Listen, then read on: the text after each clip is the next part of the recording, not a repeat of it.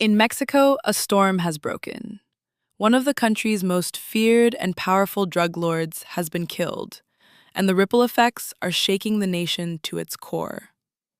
His name was Nemesio Ruben Oseguera Cervantes, better known as El Mencho. For years, he ruled the Jalisco New Generation Cartel, or CJNG, an organization so vast and ruthless that it became Mexico's most dominant criminal empire.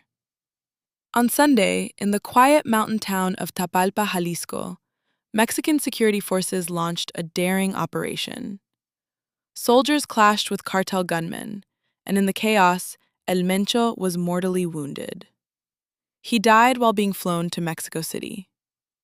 The Mexican Secretariat of National Defense confirmed his death, marking the end of an era, but also the beginning of a dangerous new chapter.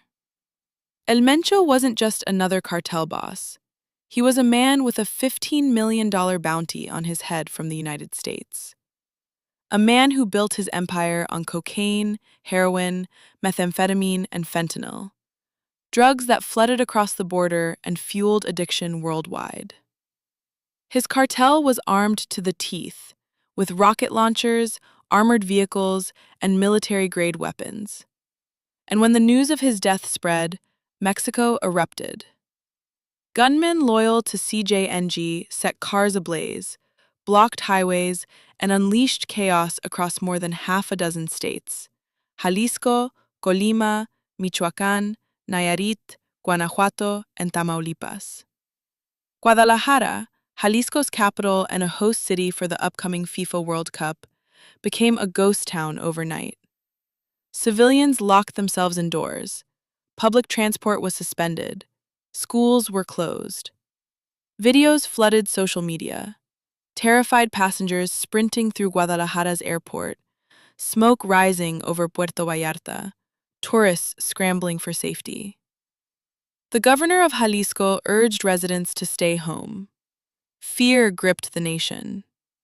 Mexico's president, Claudia Sheinbaum, praised the security forces and called for calm. She insisted that most of the country remained under control, but the images told a different story. Highways blocked, cities paralyzed, and ordinary people caught in the crossfire. International reaction was swift. The U.S. State Department warned its citizens to shelter in place in several Mexican states. Canada issued travel advisories, and airlines including Air Canada, United Airlines, and American Airlines canceled flights to Puerto Vallarta and Guadalajara.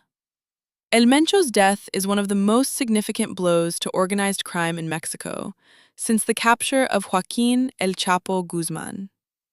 Like El Chapo, El Mencho cultivated an aura of mystery. Few photographs of him exist, and he managed to evade capture for nearly 2 decades. But unlike El Chapo, El Mencho kept a lower profile. He rarely appeared in public, and his ability to disappear into the shadows made him even more dangerous. The raid that killed him was not just a Mexican operation. It was carried out with intelligence support from the United States.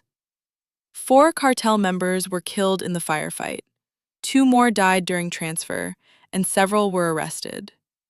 Weapons were seized. 3 Mexican soldiers were wounded. U.S. officials hailed the operation. Deputy Secretary of State Christopher Landau called El Mencho one of the bloodiest and most ruthless drug kingpins, and declared his death a victory for Mexico, the U.S., and the world. But victories in the drug war are never simple. History shows us what happens when a cartel leader falls. When El Chapo was captured, the Sinaloa cartel splintered into factions, sparking a bloody civil war. Analysts warn the same could happen now. El Mencho's brother is in a U.S. prison. His son, known as El Menchito, is also behind bars. His daughter, too. There is no clear successor. Without a single leader, CJNG could fracture. Regional bosses may fight for control. And Mexico could face a wave of violence even greater than before. Experts argue that killing a cartel leader is not enough. Mike Vigil, former chief of international operations at the U.S. Drug Enforcement Administration, says Mexico must dismantle the cartel's infrastructure, its logistics, money laundering networks, and armed wings. Otherwise, the violence will continue.